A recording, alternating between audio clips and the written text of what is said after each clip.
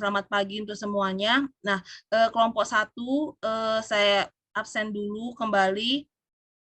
Kelompok 1, oke. Ruth Marti sudah hadir. Sofia Akila. Hadir, Bu. Dimas Pratama. Hadir, Bu. Rafael Devano. Hadir, Bu. Carmila. Hadir, Bu. Pramuda Sinaga. Hadir, Bu. Oke, baik ya, kelompok 1 sudah hadir semua. Nah, kelompok 4, Nopi Rifka. Hadir, Bu. Elisia. Hadir, Bu. Surya Dharma. Doni Permana. Hadir, Kak. Kristiani Pasaribu. Hadir, Bu. Selina Eka Putri. Hadir, Bu. Oke, ya, baik ya, kelompok 4 sudah hadir semua. Baik, selama waktu kami untuk berdiskusi, forum saya serahkan kepada kelompok 4 untuk dapat segera memulai presentasinya.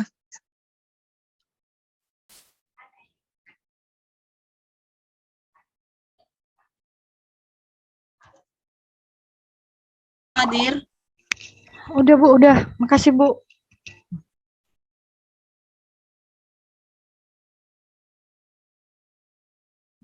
Oke, ya silakan dimulai.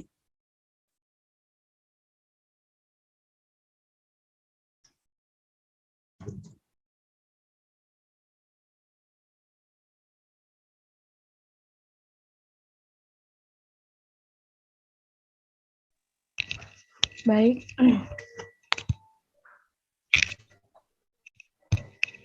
Oke, Assalamualaikum warahmatullahi wabarakatuh. Salam sejahtera untuk kita semuanya, selamat pagi. Terima kasih untuk kesempatan yang telah diberikan kepada kami. Pada saat ini, saya Nopi Rifka Kesatria sebagai moderator presentasi dari kelompok 4, di mana pada saat ini kami akan membahas mengenai Bali dan Nusa Tenggara pada abad 16 sampai dengan ke-18. Dan tentunya pada saat ini saya tidaklah sendiri, saya ditemani oleh rekan-rekan saya, yaitu ada Kristiani Pasaribu, Selina Eka Putri, Elisia Heriani, Doni Permana, dan juga Surya Dharma, beserta dengan masing-masing yang dapat Anda lihat pada layar. Baik, next.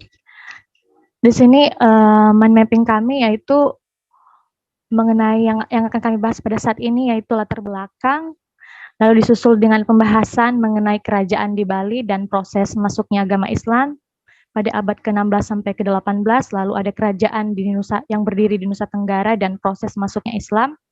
Lalu ada juga peninggalan-peninggalan dari eksistensi agama Islam di Bali dan di Nusa Tenggara pada abad ke-16 sampai ke-18 yang dapat kita lihat pada saat ini. Dan yang terakhir tentunya ada kesimpulan. Baik, langsung saja kami persilakan kepada presentator pertama, yaitu Kristiani Pasaribu. Baik, terima kasih pada moderator sudah mengasih untuk waktu untuk membacakan latar belakang. Baik, saya akan membacakan latar belakangnya. Bali dan Nusantara Tenggara sebelum masuknya ajaran Islam menganut. Kristiani, itu kamu lagi ada deket orang juga nge-zoom ya? Iya, Bu. Suara kamu berdengung. Iya, Bu. Bentar ya, Bu. Bali dan Nusa Tenggara sebelum masuknya ajaran Islam menganut kepercayaan yang berbeda-beda, di mana bahwasanya Bali telah menganut kepercayaan agama Siwa, Hindu, dan secara politik terpecah-pecah ke beberapa kerajaan kecil, sedangkan Nusa Tenggara sendiri sebelumnya menganut kepercayaan animisme, dinamisme, dan kemudian Hindu. Islam datang ke Bali pada abad ke-17. Ini dimulai dengan kedatangan pelaut Bugis yang terlibat dalam hubungan perdagangan. Melalui perdagangan ini, Islam masuknya ke masyarakat Bali dan berkembangnya secara damai. Menurut sumber-sumber lokal, kelompok orang-orang Bugis ini dikenal dengan sebutan Wong Sunantara atau Wong Nusantara. Gelombang Islam yang mencapai Bali dimulai pada tahun 1667 setelah Perang Makassar ketika para saudagar dan bangsawan Bugis Makassar meninggalkan daerah tersebut untuk menghindari penganiayaan di Belanda dan akhirnya mencapai Badung, Buleleng, dan Jembara Bali.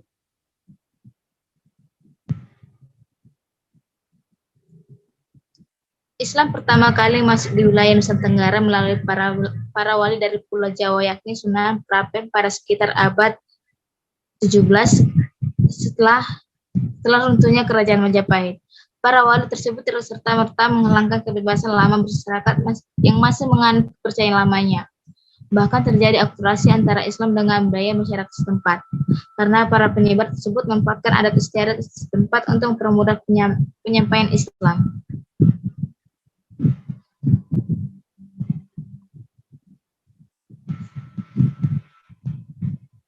Baik, terima kasih. Saya kembali kepada moderator. Baik, untuk mengenai kerajaan yang berdiri di Bali dan proses masuknya agama Islam, kami persilakan kepada Elisia sebagai presentator berikutnya. Oke, baik. Terima kasih kepada moderator. Di sini saya akan menjelaskan pada abad ke-16 hingga ke-18, yaitu Bali dikuasai oleh beberapa kerajaan yang berbeda. Berikut adalah beberapa di antaranya, yaitu yang pertama Kerajaan Gel-Gel pada abad ke-16 hingga ke-17. Kerajaan Gel-Gel adalah kerajaan Hindu-Buddha yang didirikan oleh Dalem Batu Renggong pada tahun 1460. Kerajaan ini memerintah Bali hingga abad ke-17. Lalu yang kedua ada Kerajaan Klungkung pada abad ke-17 hingga ke-19. Kerajaan Klungkung ini didirikan oleh Dewa Agung Jambe pada tahun 1686. Kerajaan ini menjadi pusat seni kebudayaan Bali pada masa pemerintahan Dewa Agung Jambe. Lalu yang ketiga Kerajaan Bangli. Pada abad ke-17 hingga ke-20, Kerajaan Bangli didirikan oleh I Gusti Agung Putu pada tahun 1686. Kera ini terkenal karena tradisi seni dan sastralisasi seperti gending, cerita rakyat.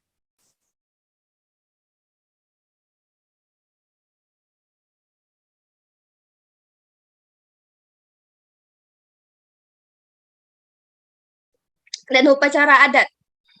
Maaf. Kok nggak bisa digeser?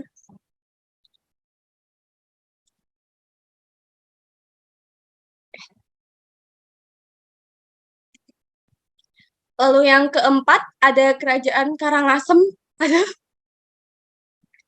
pada abad ke-18 hingga ke-20. Ada apa, Elisia? Maaf, Bu. Kerajaan Karangasem didirikan oleh I Gusti Ngurah Agung pada abad 1740. Kerajaan ini terkenal karena seni arsitektur seperti istana dan pura. 5 kerajaan Profesional, woi. ke-17 tahun. Mohon maaf, Bu. Iya, ini kenapa ini kelompok 4? Mohon maaf, Ibu. Apa yang lucu dari yang kamu sampaikan? Maaf, Ibu. Maaf, Ibu. Gara-gara WA, Bu. Lalu yang kelima ialah Kerajaan Buleleng abad ke-17 hingga 20. Kerajaan Buleleng ini didirikan I Gusti Made Agung pada tahun 1665. Kerajaan ini terkenal karena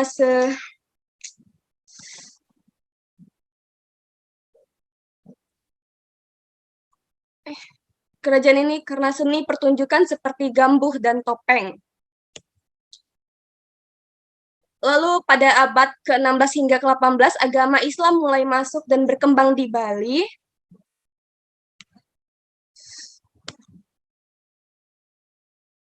Mohon maaf, Bu.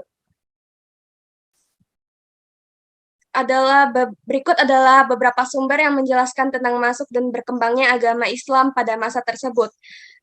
Dituliskan dari buku Islam and the Space Trade in the 16th Century oleh Neil Stinsgard pada 1975, menjelaskan bahwa agama Islam pertama kali masuk ke Bali melalui pedagang Arab yang datang dan berdagang dengan suku Bali pada abad ke-16. Pedagang Arab membawa Islam dan menyebarkan ajarannya kepada penduduk Bali. Selain itu, penganut agama Islam juga datang dari kerajaan Goa di Sulawesi dan melakukan ekspansi khusus pada abad ke-17. Lalu yang kedua, terdapat pada jurnal Muslim in Bali oleh Mark Woodward pada tahun 1989 menjelaskan bahwa masuknya agama Islam ke Bali dipengaruhi oleh faktor-faktor ekonomi dan politik. Kedatangan pedagang Arab ke Bali pada abad ke-16 membawa Islam dan menyebarkannya. menyebarkan ajarannya kepada penduduk Bali. Selain itu, Kerajaan Bima di Pulau Sumbawa juga membawa peran penting yang dalam penyebaran Islam ke Bali pada abad ke-17. Lalu yang ketiga, dalam jurnal atau buku Islamization in Bali and Historical Perspective oleh Abdullah Lubis tahun 2000 menjelaskan bahwa Islam mulai menyebar di Bali pada abad ke-16 melalui perdagangan antara Bali dan suku Arab. Selain itu, penyebaran Islam juga dipengaruhi oleh faktor-faktor politik seperti adanya kerajaan-kerajaan Islam di sekitar Bali yang melakukan ekspansi. Namun penyebaran Islam di Bali tidak begitu cepat karena mayoritas penduduk Bali memegang teguh ajaran Hindu dan Buddha. Lalu pada jurnal atau buku The History of Islam in Bali, a review oleh Hamid Fahmi Zarkashi pada tahun 2015 menjelaskan bahwa masuknya Islam ke Bali pada abad ke-16 dipengaruhi oleh perdagangan antara Bali dan suku Arab. Namun penyebaran Islam di Bali tidak begitu lancar karena mayoritas penduduk Bali masih memegang teguh ajaran Hindu dan Buddha. Baru pada abad ke-17 dan ke-18, Islam mulai menyebar di Bali melalui pengaruh kerajaan-kerajaan Islam Bali yang melakukan ekspansi ke Bali. Lalu masih ada lagi yang kelima dalam buku Islam and the Making of the Nation, Kartosuwiryo and Political Islam in 20th Century Indonesia pada tahun 2012 oleh Ciara Formici. Dalam buku ini, Formici menjelaskan bahwa masuk agama Islam ke Bali pada abad ke-16 dipengaruhi oleh faktor-faktor ekonomi dan perdagangan seperti hubungan dagang antara Bali dan suku Arab. Namun penyebaran Islam di Bali itu tidak terlalu signifikan karena mayoritas penduduk Bali masih memegang teguh ajaran Buddha. Pada abad ke-17 dan ke-18, pengaruh Islam semakin kuat di Bali, terutama ekspansi kerajaan-kerajaan Islam di sekitar Bali. Lalu pada buku The Crescent Arises Over the Banyan Tree, a study of the Muhammadiyah movement, Central Javanstone, 1910 sampai 2010 oleh Robert W. Hefner pada tahun 2012. Hefner menjelaskan bahwa masuknya agama Islam ke Bali pada abad ke-16 dipengaruhi oleh perdagangan antara Bali dan suku Arab. Namun penyebaran Islam di Bali pada masa itu terlalu signifikan karena mayoritas penduduk Bali masih memegang teguh ajaran Hindu baru. Pada abad ke-17 dan ke-18 pengaruh Islam semakin kuat di Bali, terutama melalui kerajaan Islam di sekitar Bali yang melakukan ekspansi dan mempengaruhi pemikiran dari masyarakat Bali. Lalu di wilayah Nusa Tenggara telah diperkenalkan dengan agama Islam oleh Sunan Parapen. Cukup. Oke, terima kasih. Sekian dari presentasi saya kembalikan kepada moderator. Oke, baik. Pada saat ini yang akan memaparkan pembahasan mengenai kerajaan yang berdiri di Nusa Tenggara dan proses bagaimana masuknya Islam di wilayah tersebut pada abad ke-16 sampai ke-18 akan dipaparkan oleh teman kami Doni dan juga Surya. Kepada presentator pertama Doni kami persilakan. Baik, terima kasih kepada moderator. Saya akan membacakan materi saya yaitu kerajaan yang berdiri di Nusa Tenggara dan proses masuknya Islam pada abad ke-16 sampai dengan 18. Di wilayah Nusa Tenggara telah diperkenalkan dengan agama Islam oleh Sunan Parapen. Di daerah ini terjadi perkembangan Islam melalui dakwah yang dilakukannya sehingga dapat membuat sejarah kerajaan Islam di Nusa Tenggara, kawasan Asia Tenggara mulai diperkenalkan dengan kebiasaan Islam sejak abad ke-7 Masehi atau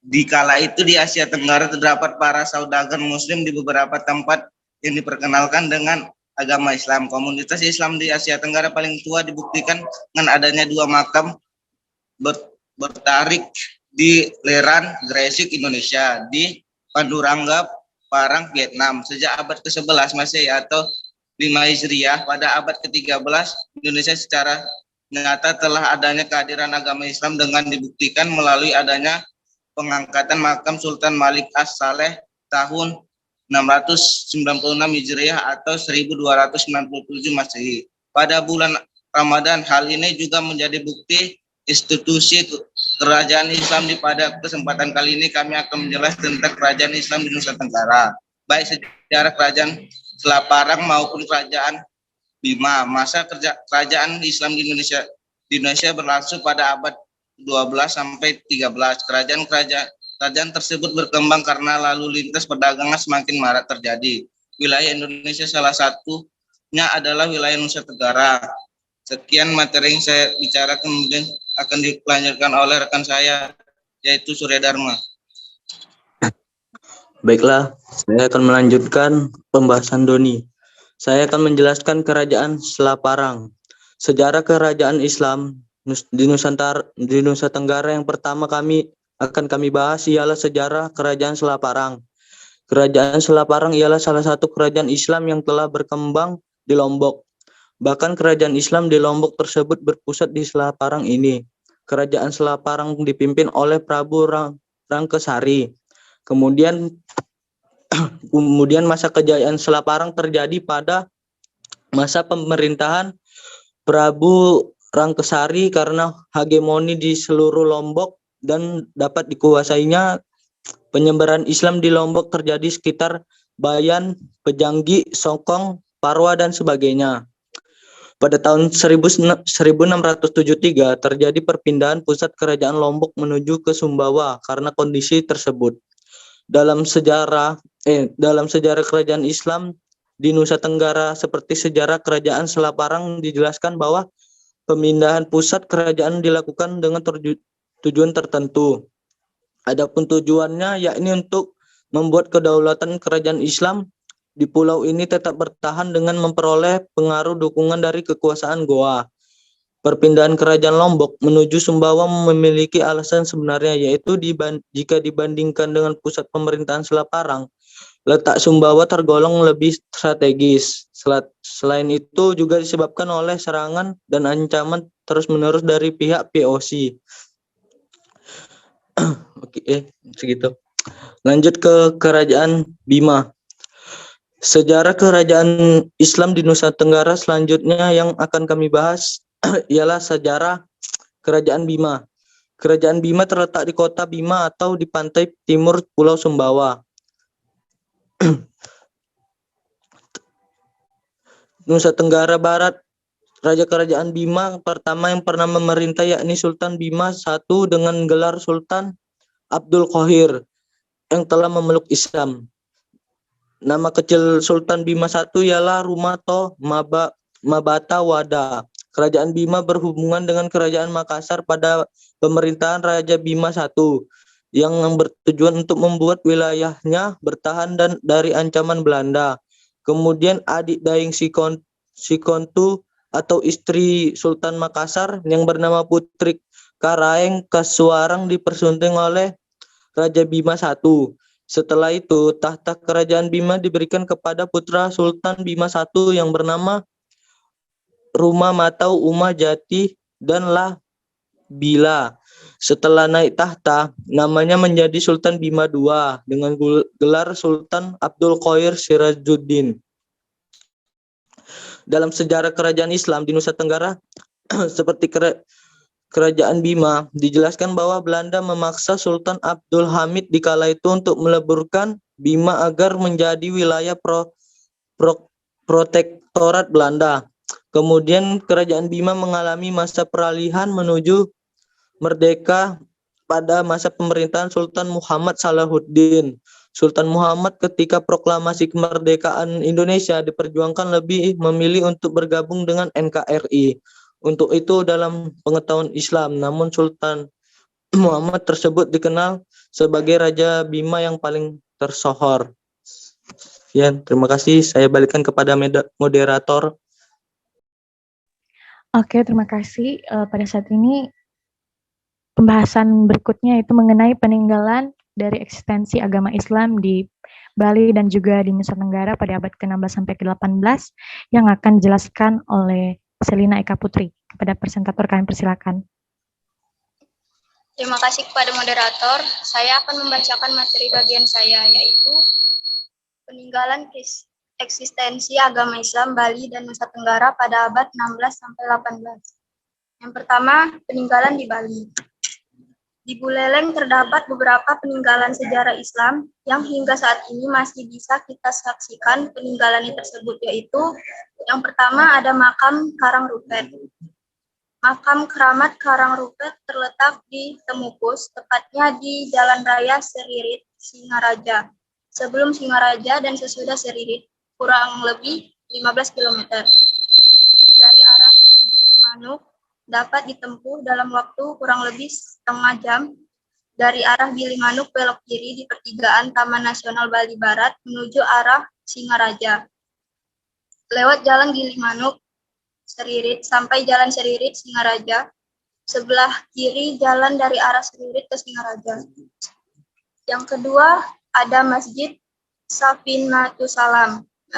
Masjid Safinatus Salam menjadi jejak sejarah bagi umat Islam karena masjid tersebut merupakan masjid tertua yang ada di Buleleng, Bali.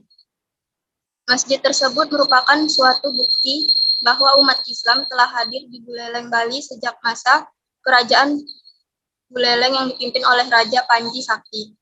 Aktivitas masyarakat di Masjid Safinatus Salam ini terlihat ketika saat melaksanakan sholat 5 waktu. Jemaah yang datang selalu ramai, baik dari kalangan tua atau muda. Bahkan anak-anak kecil juga melaksanakan sholat mereka di masjid ini. Yang ketiga ada Masjid Agung Jamik. Masjid Agung Jamik didirikan pada tahun 1846 Masehi. Pada masa pemerintahan Raja Buleleng A.A. Ngurah Ketut Jelantik, Polong Putra A.A. Panji Sakti, Raja Buleleng I. Beliau seorang penganut agama Hindu Bali, maka pengaturan pelaksanaan dan kepengurusannya diserahkan kepada saudaranya yang beragama Islam bernama A.A. Ngurah I, Ketut Jelantik, Jelegi, dan Abdullah Maskati. Yang keempat ada Al-Quran tulisan tangan Gusti Ketut Jelantik Celagi. Al-Quran kuno yang saat ini berada di Masjid Agung Jamik, Singaraja merupakan kitab suci Islam yang ditulis tangan oleh seorang keluarga Raja Panji Sakti VI, yaitu satu Gusti Ngurah Ketut Jelantik Celagi.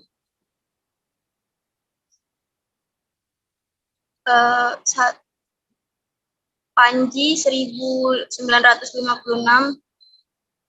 421 Gusti Made Celagi merupakan penulis Al-Quran yang sekarang masih tersimpan di Masjid Agung atau Jamik Singaraja. Beliau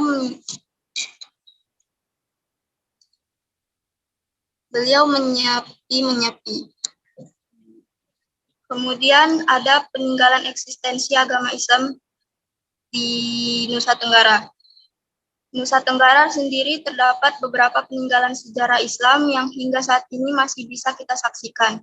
Peninggalan tersebut yaitu Masjid Pujut, Masjid Bayan Belek, Taman Narmada, Pure Meru Cakranegara, Makam Selaparang, dan Makam Seriwa.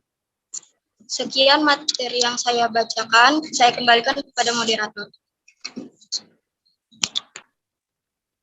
Oke, teman-teman, sekian dari penyampaian materi dari teman-teman kami sekalian.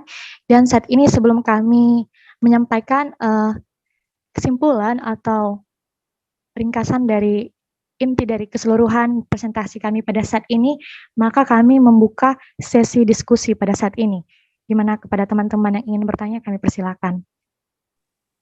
Ya. Baik, langsung saja untuk pertanyaan pertama. Saya. Oke, Elias. Kenalkan, nama saya Elias Jijiga. Saya dari kelompok 2 dengan NIM 2207060036. Saya ingin bertanya kepada Nopi. Jadi pertanyaan saya itu, ini kan judul presentasi kalian, bentar. judul presentasi kalian kan Bali dan Nusa Tenggara pada abad 16 sampai dengan abad ke-18. Saya melihat PowerPoint dan penjelasan kalian tadi saat presentasi itu membahas mengenai fokus pada kerajaan Islam saja, bukannya pembagian materinya ini untuk penjelasan umum gitu. Bukan cuman konteks Islam doang. Tadi kalian ngebahasnya tentang peninggalan dan eksistensi peninggalan Islam, gitu juga sama kerajaan-kerajaan Islam yang ada di Bali dan Nusa Tenggara. Kenapa cuma fokus sama agama Islam saja? Kenapa nggak secara umum gitu dibahas mengenai Bali dan Nusa Tenggara ini? Gitu. Terima kasih. Oke. Baik, untuk penanya kedua. Oke, kami persilakan kepada Ernest. Perkenalkan, nama saya Ernest Daniel Dolo dari kelompok 5. Pertanyaan saya adalah, apakah pengaruh penyebaran Islam di Bali dan Nusa Tenggara pada abad ke-16 sampai 17 hingga 18 masih berpengaruh kuat di daerah Bali dan Nusa Tenggara? Kalau tidak, jelaskan. Kalau iya, jelaskan. Sekian dan terima kasih. Baik, saya infokan untuk notulennya agar mencatat pertanyaannya ya. Kepada siapa pertanyaan itu diajukan? Elias sama Ernest tadi udah ngasih tahu? Belum, bentar. Oke. Pertanyaan ini saya ajukan kepada Surya Dharma. Oke. Pak Elias? Pada saya, Bu. Oke. Pada Nopi, Bu. Pada saya sendiri. Oke, langsung saja kepada penanya ketiga, kami persilakan. Baik, terima kasih kepada moderator. Saya Ria Pinalasari ingin bertanya kepada Elisia, apa peran penting Kerajaan Bima dalam penyebaran Islam di Bali? Terima kasih. Oke, terima kasih pertanyaannya. Langsung saja untuk penanya keempat.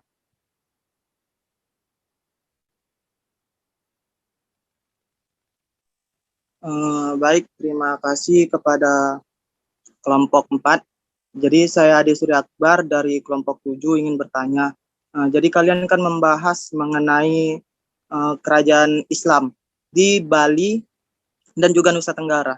Nah, jadi yang ingin saya tanyakan adalah apakah ada penolakan dari masyarakat Bali mengenai penyebaran ajaran Islam tersebut? Karena kan yang kita ketahui bahwa masyarakat Bali itu kebanyakan menganut agama Hindu yang taat. Itu saja yang ingin saya sampaikan. Terima kasih. Oke, terima kasih Surya. Langsung saja kepada penanya kelima.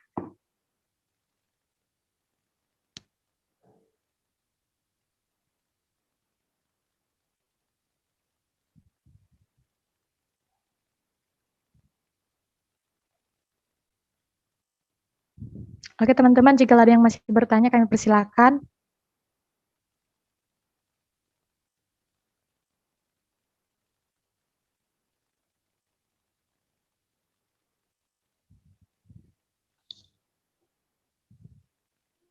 Itu ada yang raise hand, Nopi.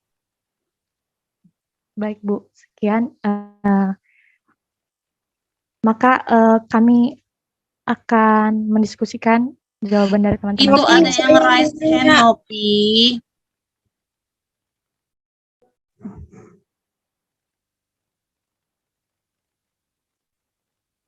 Oke, kepada Dela kami persilahkan. Ya, perkenalkan nama saya Dela Nanda Daha dari kelompok 8. Saya ingin bertanya, tadi menjelaskan tentang kerajaan Islam. Seperti kita ketahui bahwa Bali sama Nusantara itu kan agamanya sekarang ini jarang Islam. Jadi apakah masih ada peninggalan dari kerajaan Islam di Bali dan di Nusantara Tenggara? Oke, terima kasih. Baik, terima kasih untuk pertanyaannya. Untuk pertanyaan terakhir, kami persilakan kepada teman-teman.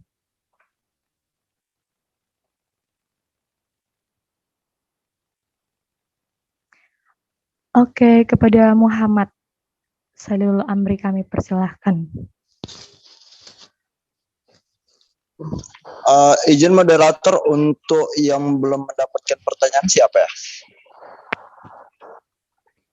Oke, bentar ya.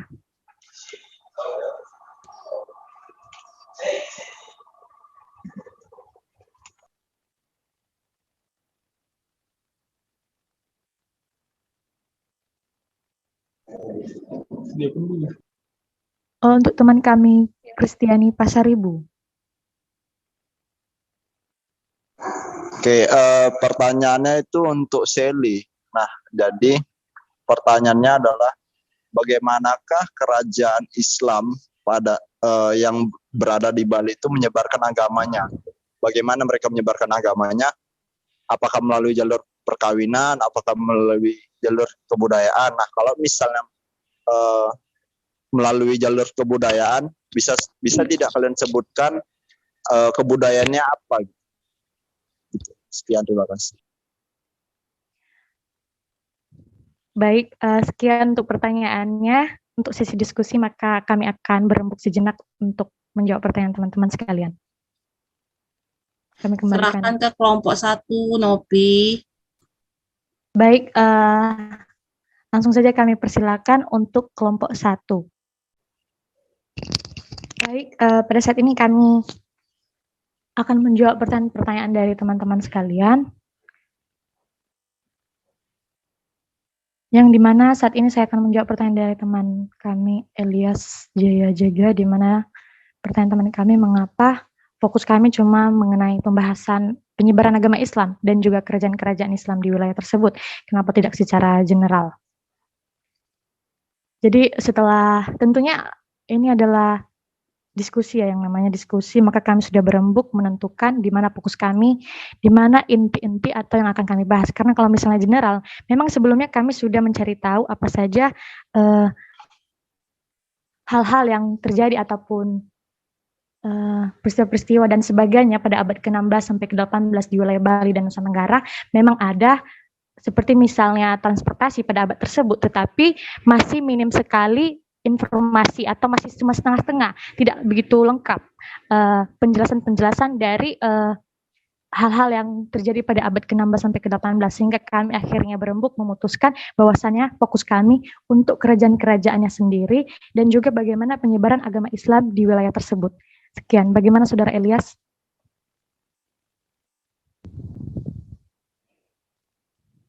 Ya, terima kasih.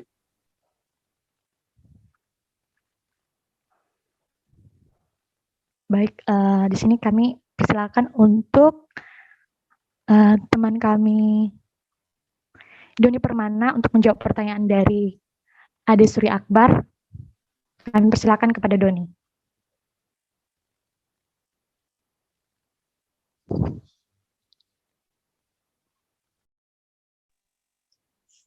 Di sini saya akan menjawab pertanyaan yang dipertanyakan Suri Akbar, yaitu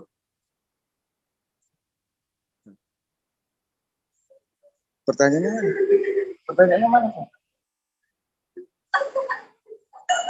Bentar. Mana pertanyaan? Nggak ada. Ini nggak ada nih. Dalam pertanyaannya ialah dalam penyebaran agama Islam di Bali, apakah ada penolakan dari masyarakat Bali? Jawabannya tentu ada, dikarenakan pemahaman agama Hindu di Bali melekat di awal. Mereka mengadut agama yang taat, tetapi lama-kelamaan umat Hindu di Bali menerima kedatangan umat Islam.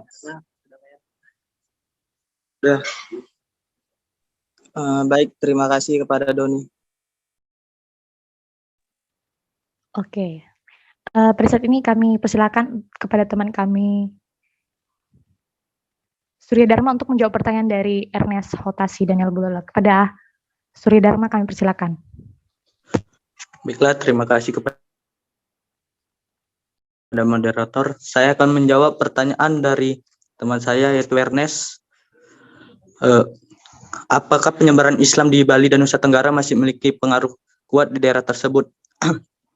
Ya, penyebaran Islam di Bali masih berpengaruh sampai sekarang, meskipun Bali adalah salah satu pulau mayoritasnya penduduk penganut agama Hindu.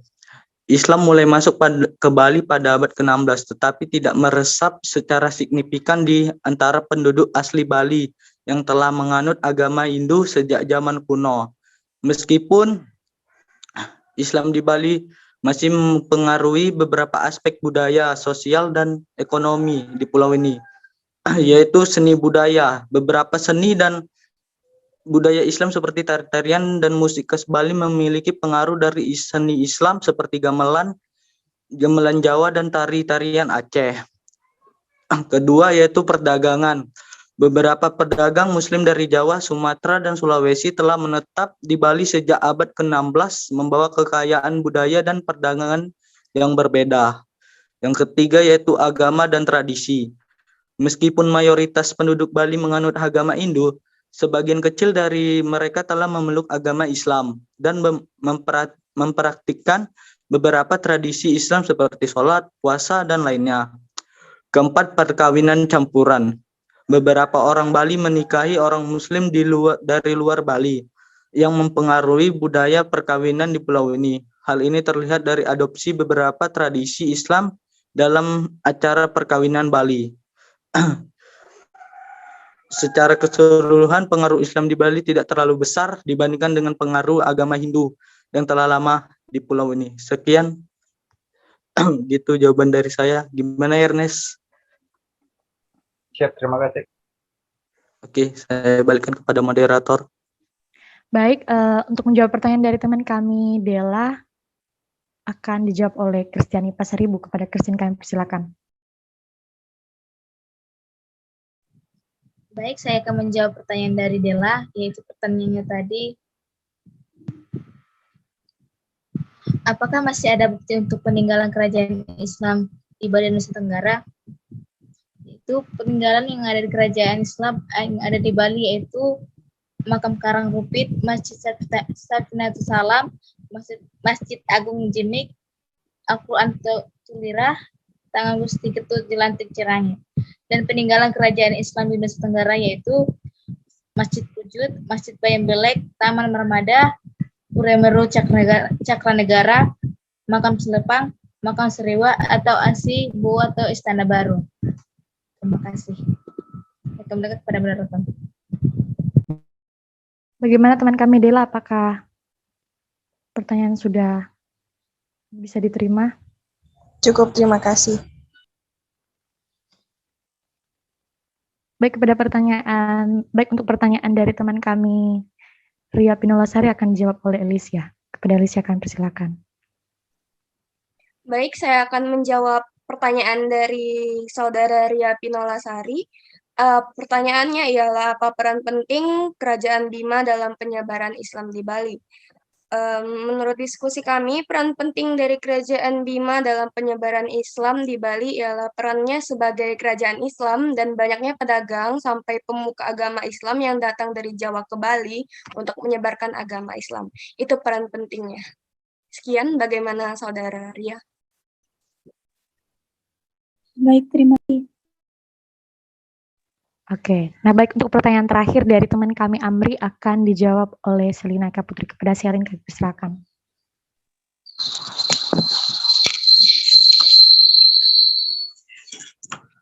Baik, saya akan menjawab pertanyaan dari Amri. Bagaimana cara penyebaran agama Islam yang dilakukan oleh kerajaan Islam di Bali dan berikan contohnya? Yang pertama, melalui jalur perkawinan. Jadi para pedagang Arab menikah dengan penduduk setempat. Hal ini bisa dilihat di kampung Pecicang Islam di Karangasem. Yang di dalam kampung tersebut terdapat tradisi rudat yang campuran dari budaya Bali dan Timur Tengah. Dan Masjid Baitur Rahman yang sudah berada sejak abad ke-17. Sekian.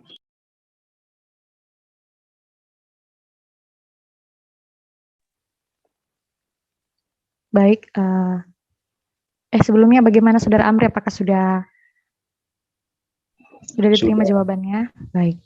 Pada saat ini maka kami akan menutup sesi diskusi. Sebelum saya mengakhiri presentasi kami dari kelompok 4 pada saat ini, maka kami telah menyimpulkan intisari dari makalah kami yang telah kami presentasikan pada saat ini, yaitu di mana Islam ini pertama kali diperkenalkan di Bali, tepatnya di Desa Gergel di Kerajaan Kelungkung pada masa pemerintahan dalam waktu renggang sekitar tahun 1460 Masehi. Hal ini ditandai dengan kedatangan utusan dari Kerajaan Demak, yang dimana sumber yang digunakan adalah Babat Dalem dan Kidung Pemencangah. Lalu ada sejarah lisan dan juga beberapa informan masyarakat di kawasan kampung Islam. Setelah wilayah Gergel menjadi pemukiman Muslim, Islamisasi juga berkembang di beberapa bagian Bali. Sedangkan di Nusa Tenggara sendiri, khususnya masyarakatnya yang mendiami Pulau Lombok, awalnya itu menganut kepercayaan animisme dan dinamisme, lalu disusul dengan agama Hindu. Di mana Islam pertama kali masuk melalui para wali dari Pulau Jawa, yakni Sunan Prapen pada sekitar abad ke-16 setelah runtuhnya kerajaan Majapahit. Lalu para wali tersebut tidak serta-merta menghilangkan kebiasaan lama masyarakat yang masih menganut kepercayaan lamanya. Bahkan terjadi akulturasi antara Islam dengan budaya masyarakat setempat, di mana para penyebar tersebut memanfaatkan adat istiadat setempat untuk mempermudah penyampaian Islam.